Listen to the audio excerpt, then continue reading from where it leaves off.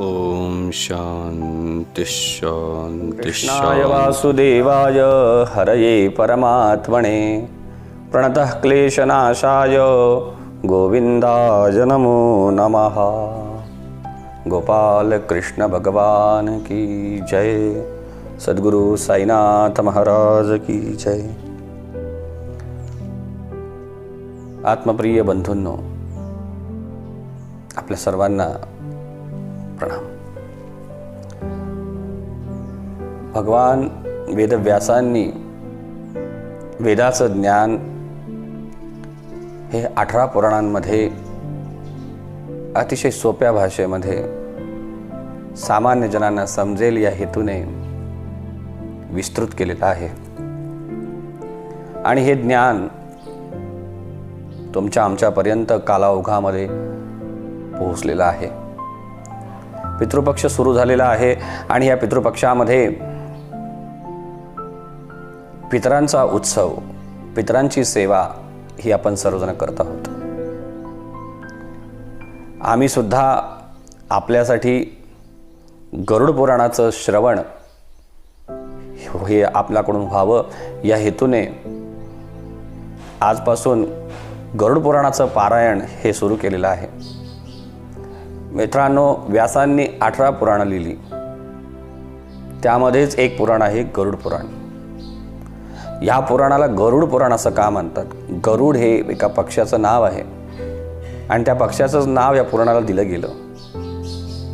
खरं तर गरुड हे भगवान विष्णूंचं वाहन आहे आणि गरुडाला मानवी जीवनाबद्दल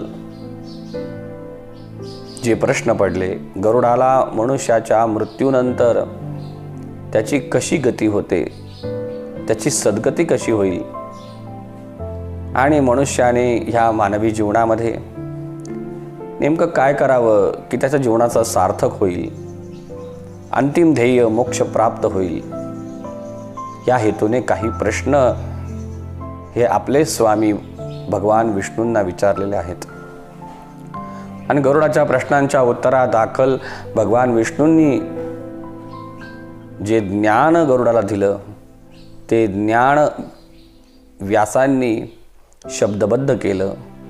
त्यातून हा गरुड पुराण ग्रंथ निर्माण झाला। मित्रांनो, गरुड पुराणाबद्दल अनेक संशय, अनेक अंधश्रद्धा समाजामध्ये आहेत। त्यामध्ये एक अंधश्रद्धा अशी आहे की गरुड पुराण घरात ठेवू नये। गरुड पुराण हे इतर पुराणांप्रमाणेच एक पुराण आहे। हा पूजनीय आणि पठणीय असा ग्रंथ आहे। उलट आपण तो ग्रंथ वाचला पाहिजे, त्याचा अभ्यास केला पाहिजे, समजून घेतला पाहिजे।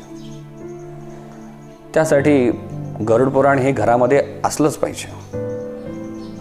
गरुड पुराण घरात असल्याने काही हानी होते असं काही नाही। त्याबरोबरच गरुड पुराण हे आपण जिवंतपणी वाचू नये असं म्हणतात। खरं तर एखाद्या व्यक्तीचा मृत्यू झाल्यानंतर त्याच्यासाठी आपण जेव्हा ऐकतो, वाचतो, तेव्हा त्यातून त्या केलेल्या व्यक्तीला सद्गती प्राप्त होते। मात्र जर आपल्याला जिवंतपणीच हे सगळं ज्ञान कळलं तर नुसती सद्गतीच नाही तर आपला मोक्षही आपला प्राप्त होईल। यासाठी प्रत्येकाने स्वतः घरामध्येच हे गरुड पुराण वाचलं पाहिजे। पितृपक्षामध्ये जर गरुड पुराण वाचल्यानंतर तर खूप मोठे पितरांचे आशीर्वाद आपल्याला मिळतात, खूप मोठं पुण्य आपल्याला मिळतं। घरातली निगेटिव्हिटी असेल, वास्तुदोष असेल, पितृदोष असेल, तो सुद्धा दूर होतो। गरुड पुराण हे अतिशय पुण्य देणारं आहे, जीवनाबद्दलचं सत्य ज्ञान देणारं आहे। त्यामुळे गरुड पुराण हे वाचलंच पाहिजे, ऐकलं पाहिजे। या पितृपक्षामध्ये आपण सर्वांनी आमच्या सोबत हे गरुड पुराण ऐकावं या हेतूनेच मी काही व्हिडिओमध्ये हे गरुड पुराण आपल्यासमोर मांडणार आहे। त्याचं तुम्ही श्रद्धेने श्रवण कराल अशी मी अपेक्षा करतो। भगवान श्रीकृष्ण गीतेमध्ये आपल्याला सांगतात की जातस्य ही ध्रुवो मृत्यू ध्रुवम जन्म मृतस्य च। तस्मात परिहारेर्ते न तवं शोचितुमर्हसि. ज्यावेळेस अर्जुनाला असा शोक झाला की या युद्धामध्ये माझ्याकडूनच माझीच माणसं मारली जातील, आपली माणसं जर मरणार असतील तर ह्या युद्धाचा काही उपयोग नाही, ह्या युद्धातून काही साध्य होणार नाही, आणि त्याला शोक झाला की आपली माणसं मरणार आहेत याचा. तेव्हा भगवान श्रीकृष्ण अर्जुनाच्या माध्यमातून आपल्या सर्वांचा भ्रम शोक दूर करण्यासाठी आपल्याला काही ज्ञान देत आहे. मृत्यू म्हणजे नेमका काय? मृत्यू हा अटळ आहे. भगवान श्रीकृष्ण सांगतात की जो जन्माला आलेला आहे त्याचा मृत्यू हा होणारच, आणि ज्याचा मृत्यू होणार आहे त्याचा पुन्हा जन्म हा होणार आहे. जन्म मृत्यू हे निसर्गाचं अखंडित चाललेलं एक चक्र आहे, अनादी आहे, अनंत आहे, आणि ते असंच चालू राहणार आहे. ते चक्र थांबू शकत नाही. हां, त्या चक्रातून आपण सुटू शकतो, त्या चक्रातून आपण दूर होऊ शकतो, जन्म मृत्यूतून आपण वाचू शकतो केवळ आणि केवळ भगवंताची भक्ती केल्याने, जीवनाचं सत्य जाणून घेतल्याने, सत्याच्या मार्गावर जीवन जगल्यानेच आपण ह्या चक्रातून बाहेर पडू शकतो. आणि भगवंताची भक्ती करण्याचे अनेक मार्ग आहे. श्रवण आहे, कीर्तन आहे, स्मरण आहे, पूजन आहे, अर्चन आहे, वंदन आहे, दास्य आहे, सख्य आहे, आत्मनिवेदन आहे, असे 9 प्रकारची भक्ती आहे. आणि त्यामध्येच पहिले 2 भक्ती आम्ही मिळून करत आहोत. तुम्ही पहिली भक्ती करता आहात श्रवण भक्ती, आणि मी करणार आहे कीर्तन भक्ती. तुम्ही सगळे श्रवण करणार आहात, मात्र श्रवणाची 3 अंग सांगितले आहे. पहिलं आहे श्रवण, दुसरं आहे चिंतन, आणि तिसरं आहे निदिध्यासन. म्हणजे तुम्ही हे जे तत्वज्ञान आहे हे तुम्ही श्रवण करावं, हे ऐकावं, हे एकाग्र चित्ताने ऐकावं. ज्या ठिकाणी शरीर आहे त्याच ठिकाणी मन ठेवावं.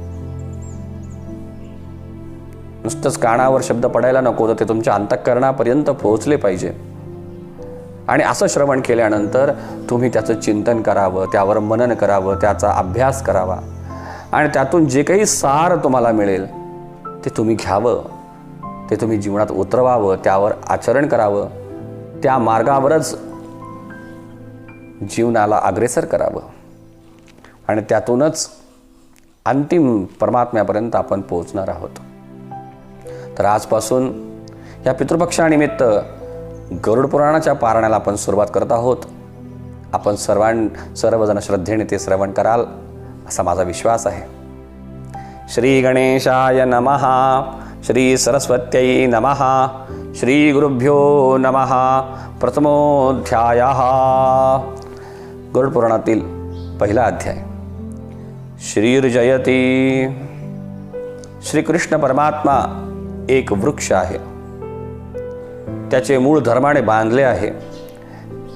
त्याचे खोड वेद आहेत. त्याच्या शाखा पुराणे आहेत. त्याची फुले यज्ञ आहेत, आणि त्याचे फळ मोक्ष आहे. असा हा वृक्ष जय पावत आहे. शौनक इत्यादी ऋषी विष्णू क्षेत्री विष्णुलोकाची प्राप्ती व्हावी म्हणून हजारो वर्षापर्यंत यज्ञ करीत होते. त्यावेळेस त्या ठिकाणी सूत पुराणिकांचा आगमन झालं, आणि त्या सूत पुराणिकांचा सत्कार केला गेला. आणि त्या सूत मुनींना शौनकादिक ऋषींनी आपली जिज्ञासा व्यक्त केलेली आहे. प्रश्न विचारले आहे की देवाचा मार्ग कसा सुख देणारा आहे हे आपण आम्हाला यापूर्वी सांगितलेलं आहे, मात्र आता आम्हाला यमाचा मार्ग ऐकायचा आहे. यमाचा मार्ग कसा भय देणारा आहे हे आम्हाला तुम्ही सांगावे. त्यावेळेस सुत बोलतात, मुनी हो, यमाचा मार्ग हा काही प्रत्येकासाठी भीतीदायक नाही आहे. तो पुण्यकारक लोकांना सुख देणारा आहे, सुगम आहे, मात्र पापी लोकांना तो दुःख देणारा आहे. एकदा वैकुंठ लोकामध्ये गरुडाने आपले स्वामी भगवान महाविष्णूंना असाच प्रश्न विचारला होता. तो विचारतो की आम्ही तुमची भक्ती करतो, मात्र जे तुमची भक्ती करीत नाही त्यांना यमाचा मार्ग कसा आहे ते मला सांगा. गरुड म्हणतोय की भगवंताचं नाम घेणं हे अतिशय सुलभ आहे. ज्या जिभेने आपण भगवंताचं नाव घेतो ती जीभ आपलीच आहे, ती जीभ आपल्याच ताब्यात आहे. आणि भगवंताचं नाव घेणं काही फारसं अवघड नाही. राम, कृष्ण, हरी अतिशय सोपी नाव आहे, ती आपण सहजासहजी घेऊ शकतो. मात्र असं असूनही ही लोक भगवंताचं नाव घेत नाही आणि मग अशा लोकांना नरकात जावं लागतं. अशा या लोकांची काय गती होते, त्यांना काय दुःख भोगावी लागतात हे ऐकण्याची माझी इच्छा आहे. गरुड भगवान म्हणतात, हे गरुडा, जे पाप करण्यास सतत राहतात, दया आणि धर्म यापासून निराळे असतात, दुष्टांच्या संगतीत किंवा परस्त्रीपासून परस्त्रीपासून जे दुःख पावतात, सत्संगापासून जे दूर राहतात, आपल्यासच नेहमी मोठे मानतात. पूजनीय लोक त्यांना समाजात कोणी दिसतच नाही, कोणत्याही लोकांची ते पूजा करत नाही. पैसा आणि प्रसिद्धीने ते नेहमी गर्भाने ताटलेले असतात. दांभिक भाव असतो त्यांच्यामध्ये, असुर भाव असतो, दुसऱ्याला फसवण्यासाठीच कर्म ते करतात. परद्रव्य आणि परस्त्रीची इच्छा ठेवतात आणि असे सगळे हे मोहाच्या जाळ्यात अडकलेले असतात. कामभोगामध्ये सतत लागलेले असतात. असे सगळेजण अपवित्र अशा नरकामध्ये जातात. जे लोक ज्ञानवान आहे ते उत्तम गतीला जातात. जे नरपापी असतात ते मोठ्या दुःखाने यमयातना भोगाव्या जातात. पापी लोक कसे दुःख भोगतात हे मी तुला सांगतो. आपण जे केलेलं असेल कर्म, ते पाप असो किंवा पुण्य असो, ते आधी आपलं भोगावं लागतं आणि त्यानंतर त्या कर्मापासून एक व्याधी उत्पन्न होतो. चिंता आणि रोग यांनी तो पीडित असता जिवंत राहण्याची आज्ञा त्याची परिपूर्ण असते. अशा वेळेस सर्पासारखा काळ एकाकी येतो आणि न समजता त्या व्यक्तीला खाऊन टाकतो. अंतकाळच्या वेळेस केलेले, ज्यांचे पोषण आपण केलेले आहे, अशा पुत्राधिकांकडून त्याचंही पोषण होतं. मात्र म्हातारपण असल्यामुळे तेवढ्या, जसे कुत्र्याला आपण पोळी टाकतो, अशाच प्रकारे अपमानित जीवन हे म्हातारपणात जगावं लागतं. म्हातारपणामध्ये देहालाही वैरूप्य आलेलं असतं, देहाची सुंदरता गेलेली असते आणि एके दिवशी अचानक मृत्यू येतो आणि ह्या सगळ्या आपल्या मुलाबाळांच्या समवेत असताना सुद्धा मृत्यू त्याला घेऊन जातो आणि त्या व्यक्तीचं प्रेत निश्चित पडून राहतं सगळ्या कुटुंबियांमध्ये. घरातील लोक अपमान करून जे देतील ते कुत्र्याप्रमाणे खावं लागतं. रोगाने पीडित, जठराग्नी मंद झालेला, अल्प आहाराचा थोडाच व्यापार करीत असतो. वायूच्या वेगाने डोळ्याची बुबुळे फिरवतो. मृत्यूच्या वेळेस कफाने सगळ्या नाड्या भरून जातात. खोकला आणि श्वास यांच्या योगाने त्याच्या गळ्यामध्ये घुरघुर असा आवाज येतो. जवळ असलेल्या शोक करणाऱ्या बंधू मात्राधिकांनी वेढलेला असूनही त्याची काळजी घेत असतानाही काळाच्या पाशाने स्वाधीन झाल्यामुळे तो काहीच बोलू शकत नाही. अशा अर्थीने कुटुंबाचे पोषण करण्यातच नेहमी आसक्त राहणारा, कुटुंबाचे पोषण करण्यातच नेहमी आसक्त असणारा, जितेंद्रिय नसलेला असा तो व्यक्ती मृत्यूच्या वेळेस 100 विंचू एकाच वेळेस चावतील एवढ्या वेदना माणसाला होत असतात आणि ह्या वेदनेने तो बेशुद्ध पडतो. आणि सगळे आपले नातेवाईक आजूबाजूला उभे असताना, रडत असताना सुद्धा त्यांच्यामधून तो एकटाच निघून जातो. अंतकाळच्या वेळी हे गरुडा त्या मरण पावलेल्या प्राण्याला दिव्य दृष्टी प्राप्त होते, जिच्या योगाने आजपर्यंत आपण जे जीवन जगलो, ज्या जगामध्ये आपण राहिलो, त्या जगाचं सत्य बाहेर येतं आणि त्याला कळतं की अरे हे सगळं जग तर एकच खूप मोठा शून्य आहे. या खूप मोठ्या शून्यामध्ये हे सगळं जग सामावलेलं आहे. या जगामध्ये अस्तित्व तयार करण्यासाठी मनुष्य आयुष्यभर झगडतो, प्रयत्न करतो, मात्र तरी सुद्धा ह्या जगाच्या नियमातून तो सुटू शकत नाही, निसर्गाच्या नियमातून सुटू शकत नाही. हे सगळं जग एकच आहे, एकच परमात्म्याने भरलेलं आहे. यामध्ये भेद नाहीये, यामध्ये वेगळेपण नाहीये. एकच भगवान श्रीकृष्ण प्रत्येकामध्ये भरलेला आहे, हेच तो बघतो. आणि त्यामुळे त्याला आश्चर्य वाटतं की अरे एवढे वर्ष मी भ्रमातच जगलो. ज्या ज्या गोष्टीला मी सत्य मानत गेलो, ज्या ज्या गोष्टींना मी वास्तव रिॲलिटी समजत गेलो, खरं तर ते रिॲलिटी नव्हतीच, ते वास्तव नव्हतंच. तो केवळ माझा एक भ्रम होता. हे त्याला मृत्यूच्या वेळेस दिसतं आणि एवढं मोठं आश्चर्य बघून त्याला काही एक बोलण्याची इच्छा होत नाही. सर्व इंद्रियांची हालचाल बंद झालेली असते. चैतन्य निघून गेल्यामुळे सर्व देह जड झालेला असतो आणि अशा वेळेस यमदूतांकडून प्राणांचे हरण होते. मृत्यू झाल्यानंतरही प्राणवायू हा शरीरातून बाहेर पडलेला नसतो. तो प्राणवायू हे आपलं खरं अस्तित्व आणि तो प्राणवायू त्या शरीराला लवकर सोडत नाही. बाकीचे वायू सोडून गेलेले असतात, मात्र प्राण सोडत नाही. आणि अशा वेळेस मग यमदूत बळजोरीने त्या प्राणाला शरीरातून बाहेर काढतात आणि प्राणाचं हरण करतात. प्राणांचे आपले स्थान सोडतात त्यावेळेस जो काळ असतो तो 100 विंचू चावल्याप्रमाणे वेदना देणारा आहे. त्यानंतर तो कफ ओकतो, तोंडातून लाळ गळते. पापी व्यक्ती असेल तर त्याचा प्राण हा खालच्या द्वाराने बाहेर पडतो. यावेळेस यमाचे 2 दूत येतात. ते महाभयंकर रागाने डोळे लाल असलेले, पाश व दंड हातात धारण केलेले, दात ओठ खात असलेले, केस मोकळे असलेले, रंगाने कावळ्याप्रमाणे काळ्या तोंडाचे, मोठ्या नसाचे आयुध घेतलेले अशा या दूतांना पाहून तो पापी भयाने व्याकुळ होतो. अंगठा एवढा पुरुष, अंगठा एवढा तो आत्मा देहातून निघताना जेव्हा हा हा असे करीत असतो तेव्हा तो आपल्या घराकडे पाहतो. तो त्याला यमाचे दूत ओढून नेतात.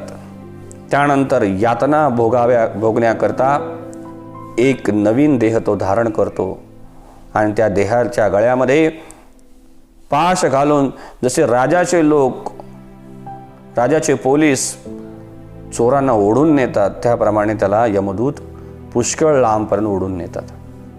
अशा रीतीने रस्त्यात त्याला यमदूत पीडा करतात आणि वारंवार त्याला नरकाचे भय बोलून दाखवतात. हे दुरात्मा, तू लवकर यमाच्या घरी चल. आज तुला कुंभी, पाख इत्यादी नरकामध्ये आम्ही घेऊन जाऊ, उशीर करू नको. अशा अर्थीने त्यांची ती कठोर वाक्ये आणि आपल्या बंधुजनांचं रडणं ऐकून मोठ्याने तो हा हा असा आक्रोश करतो. एकीकडे आपले पती, पत्नी, मुलं, भाऊ, बहीण हे रडत आहेत. त्यांचा शोक बघून त्यालाही दुःख होतंय. त्यांना सोडून जायचंय, विरह होतोय. त्यामुळे तो त्यांना सोडू शकत नाही. मात्र त्याच्या वासना, त्याचं मन त्याला खाली ओढतं आपल्या बांधवांकडं आणि यमदूत त्याला वर ओढतात. यमदूत त्याला शिक्षा करतात, ताडण करतात, कठोर भाषण करतात, नरकाचं भय बोलतात आणि त्याला वर ओढतात. एकीकडे खाली ओढणं आणि एकीकडे वर ओढणं, ह्यामध्ये त्याची फरफट होते. यामध्ये तो अतिशय दुःख भोगतो. त्या दूताच्या कठोर वाक्यांनी हृदयाला अंकुशाप्रमाणे टोचल्याप्रमाणे पीडा होते. अंगाला कंप सुटलेला, रस्त्यातील कुत्र्यांनी येऊन त्याला दंश केलेला, पीडा भोगीत आपले पूर्व केलेले पाप तो आठवीत असतो. ही शिक्षा आज आपल्याला का होते, एवढा त्रास आज का होतोय, ही पीडा माझ्याच वाट्याला का, याची कारण मीमांसा तो त्यावेळेस करतो आणि त्याला आठवतं की हो, हे आपण चुकीचं केलं होतं, हे धर्माच्या विरुद्ध आपण वागलो होतो. साधू संतांनी आपल्याला जगण्याचे मार्ग दिलेले आहेत. आपल्या पुराणांनी, आपल्या ग्रंथांनी आपल्याला जीवन कसं जगावं याचं जीवन दर्शन सांगितलेलं आहे. वेळोवेळी आपल्या गुरुजनांनी आपल्याला उपदेश केलेत. मात्र असं असतानाही मोहाच्या जाळ्यात अडकून, मायेच्या तावडीत सापडून जे आत्म्याला पटत नाही अशी कामं सुद्धा आपण खूप केलेली असतात, की ज्याला धर्मामध्ये पाप असं म्हटलंय. आणि हे पापच आपल्याला भोगावं लागतं. आणि जिथे पाणी नाही अशा तापलेल्या वालुकामय प्रदेशात, म्हणजे वाळवंटात, सूर्याच्या आणि अग्नीच्या तापाने तापलेल्या वायूच्या झपाट्याने पीडित झालेला, पाठीवर चापकाचा मार पडत असल्यामुळे चालण्यास शक्ती नसतानाही त्याला बळजोरीने चालावं लागतं. जागजागी थकून तो पडतो. अशा अर्थीने पाप्याला यमदूत यमाच्या घरी नेतात. 2 घटिकेत यमाच्या घरी जाऊन तिथे यमाचे भय पाहतो. नंतर त्याची आज्ञा होऊन त्याच यमदूतांबरोबर पुन्हा आकाशमार्गाने देहात शिरतो. त्याला यमदूत पाशाने बांधतात आणि नंतर ओरडू लागतो आणि भुकेने व तहानेने पीडित असतो. आतुर काळी केलेले दान आणि पुत्राधिकांनी दिलेले पिंड तो खातो. तथापि हे गरुडा, जो नास्तिक पापी असतो त्याला त्यापासून तृप्ती होत नाही.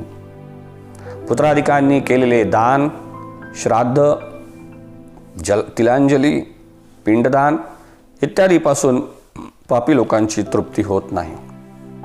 म्हणून ते भुकेने पीडित असेही राहतात.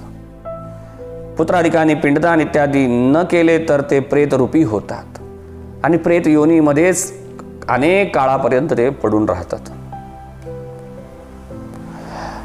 कितीही मोठा काळ गेला तरी सुद्धा भोगल्याशिवाय कर्म सुटणार नाही आणि यातना भोगल्याशिवाय प्राण्याला पुन्हा मनुष्यपणा मिळत नाही. बघा, इंग्रजीमध्ये एक म्हण आहे, where there is action there is reaction. जिथे ॲक्शन होते तिथे रिॲक्शन ही होतच असते. कोणतंच कर्म हे वाया जात नाही. चांगलं सत्कर्म असो किंवा दुष्कर्म असो, तुम्ही आज करा, कदाचित आज त्याचं फळ तुम्हाला मिळणार नाही. आणि म्हणूनच समाजामध्ये असे अनेक लोक आपण बघतो की आज ते खूप वाईट कर्म करत आहे, मात्र तरी सुद्धा त्यांची मौज मजा आहे, त्यांचा आनंद आहे, त्यांच्याकडे पैसा आहे, त्यांच्याकडे शिक्षण आहे,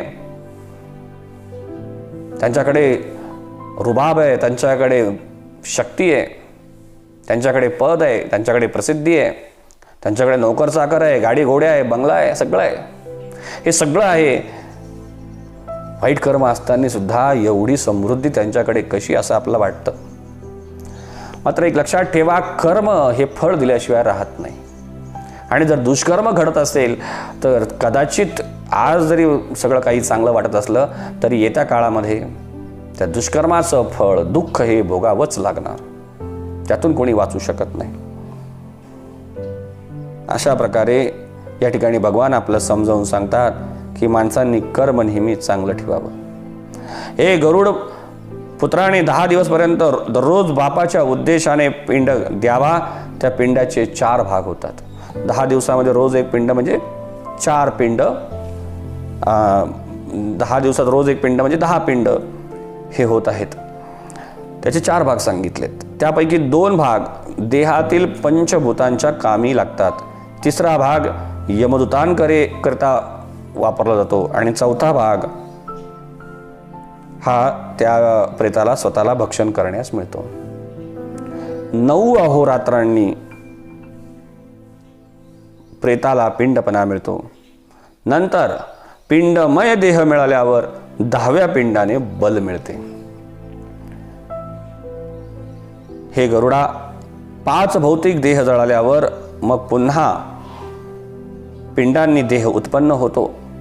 त्याच्या योगाने हस्तपरिमित हाता एवढा एक पुरुष, हाता एवढा देह शुभ किंवा अशुभ कर्म भोगण्याकरता पुढील प्रवास सुरू करतो. पहिल्या दिवशी जो पिंड मिळतो त्याने मस्तक तयार होते. मित्रांनो, दशक्रिया म्हणजे 10वा शब्द सुद्धा 10 आहेत आणि दशक्रियामध्ये सुद्धा दश म्हणजे 10 आहे. या शब्दावरूनच आपल्याला लक्षात येतं की 10वा हा 10व्या दिवशीच केला पाहिजे. आजकाल शहरामध्ये 3रा 5वा सुरू झालाय, मात्र हे चुकीचं आहे. हे कर्म करणारे आणि हे कर्म करून देणारे हे सगळे दोषी आहेत, हे सगळे पापाचे भागी आहेत. काळ हा सुधारणावादी आहे. याचा अर्थ धर्मातल्या गोष्टी चुकीच्या आहेत. हजारो वर्षापासून आमच्या ऋषीमुनींची, आमच्या विद्वानांची जी परंपरा आहे ती काही चुकीची असू शकत नाही. याचा अर्थ आमच्याकडे सगळेच लोक चुकीचे होते आजपर्यंत असं आपण म्हणू शकत नाही. ज्यांनी एक महान जीवन दर्शन, ज्यांनी फिलॉसॉफीची सगळ्यात जास्त डेप्थ ही जगाला दिली, जगाला जीवन मूल्ये दिली, की जे जग इतर प्राण्यांप्रमाणेच आचरण करत होतं त्या प्राण्यांपेक्षाही मनुष्य हा श्रेष्ठ आहे, हे त्याच्या आचरणाने, हे त्याच्या धर्माने, हे ज्या ऋषी मुनींनी समजावून सांगितले. केवळ बाह्य जगामध्येच बघणारे पाश्चात्य लोकांना सांगितलं की बाह्य जगात जे आहे, जे पिंडी तेच ब्रह्मांडी, बाह्य जगात जे आहे तेच तुमच्या आतमध्ये आहे. आणि पहिल्यांदा आमच्या ऋषी मुनींनी लोकांना आतमध्ये डोकावायला सांगितलं, आतून जगण्याला सुरुवात करायला सांगितली. ज्यांनी जगाला ध्यान दिलं, आयुर्वेद दिला, ऋग्वेद दिला, ज्यांनी जगाला अध्यात्मशास्त्राबरोबर भौतिकशास्त्र सुद्धा दिलं, ते ऋषीमुनी चुकीचे असू शकत नाही. त्या ऋषीमुनींनी, त्या विद्वानांनी, त्या संतांनी आजपर्यंत धर्मशास्त्रामध्ये छेडछाड करण्याचा प्रयत्न केलेला नाही. किंबहुना केला जरी असेल तरी त्याचा अर्थ समजून घेतला आणि त्याच्या अर्थाला त्यांनी कधी धक्का लावला नाही. दशक्रिया हा 10व्या दिवशीच करावा हे शास्त्र आहे. आणि 10व्या दिवशीच दशक्रिया का करावा याचं कारण हे आपल्या पहिल्या अध्यायामध्ये मिळतं. जसं बाळाचा जन्म झाल्यानंतर गर्भस्थापनेपासून ते जन्म होईपर्यंत 9 महिन्याचा काळ असतो आणि 9 महिने पूर्ण झालेच पाहिजे. एखादं बाळ जर 8व्या महिन्यात 7व्या महिन्यात जन्माला यायला लागलं तर ते आईला आणि त्या बाळाला सुद्धा धोकादायक आहे. कदाचित त्यातून त्यांचा मृत्यू होऊ शकतो. जसं बाळ जन्माला येण्यासाठी 9 महिने लागतात, तसं मृत्यूनंतर पुन्हा एकदा लिंग शरीर तयार होण्यासाठी 9 दिवस लागतात. तिकडे 9 महिने आणि इकडे 9 दिवस याचा संबंध आहे, या 9चा संबंध आहे. हा 9चा आकडा आपण अलीकडे आणू शकत नाही. आणि मग 9 दिवसामध्ये असं नेमकं काय घडतं, ते लिंग शरीर तयार होतं, ते कसं तयार होतं ते या ठिकाणी सांगितलेलं आहे. पहिल्या दिवशी तुम्ही जो पिंड देतात त्याने मस्तक तयार होतं. दुसऱ्या दिवसाच्या पिंडाने गळा, खांदा, तिसऱ्याने हृदय, चौथ्याने पाठ, 5व्याने बेंबी, 6व्याने कंबर, 7व्याने गुह्य आणि मांड्या तयार होतात. 8वा आणि 9वा अशा 2 दिवसाच्या 2 पिंडांनी गुडघे आणि सगळे पाय तयार होतात. 10व्या दिवसाच्या पिंडाने भूक आणि तहान तयार होते. शरीर तयार झालं आणि त्या शरीरात पहिल्यांदा भूक आणि तहानेची जाणीव होते. मृत्यू झाल्यानंतर पहिल्याच दिवशी आपण अग्निसंस्कार करतो, ज्याला अंत्यसंस्कार असं म्हणतात. त्यामध्ये आपण त्या स्थूल देहाचा अग्नीमध्ये दाह करतो, अग्नीमध्ये समर्पित करतो आपण शरीर. स्थूल देहाचे पंचमहाभूत ह्या विराट पंचमहाभूतामध्ये एकत्रित होतात आणि मग त्या आत्म्याला पुढील प्रवासासाठी साधन म्हणून शरीर हवं. आणि हे शरीर तयार करण्याची प्रक्रिया, शरीराला जन्माला घालण्याची प्रक्रिया ही 9 दिवसामध्ये पूर्ण होते.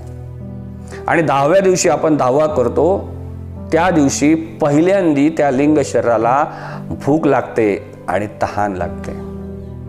कारण स्थूल शरीर हे ज्यावेळेस अग्नीमध्ये समर्पित केलं त्यावेळेस सगळं शरीर होरपळून निघतं आणि खूप मोठी भूक लागते, खूप मोठी तहान लागते. आणि ही भूक आणि तहान पहिल्यांदी तृप्त केली जाते, शांत केली जाते ती 10व्या दिवशी. आणि यासाठी 10वा हा 10व्या दिवशीच केला पाहिजे. अशा अर्थीने पिंडापासून तयार झालेला देह धारण करून भुकेने व तहानेने पीडित झालेला प्रेतरूपी प्राणी 11व्या दिवशी जे श्राद्ध होतं ते श्राद्ध खाऊन म्हणजे त्या श्राद्धामध्ये दिलेले पिंडदान, अन्नदान आणि तिलांजली, तिळाचं पाणी, हे 11व्या दिवशी दिलेलं खाऊन आणि 12व्या दिवशी दिलेलं हे अन्न आणि पाणी खाऊन तो जीव तृप्त होतो आणि मग पुढचा प्रवास सुरू करतो. यमदूत त्या जीवाला माकडाप्रमाणे पकडून एकटाच त्या जीवाला घेऊन त्या यममार्गाने घेऊन जातात.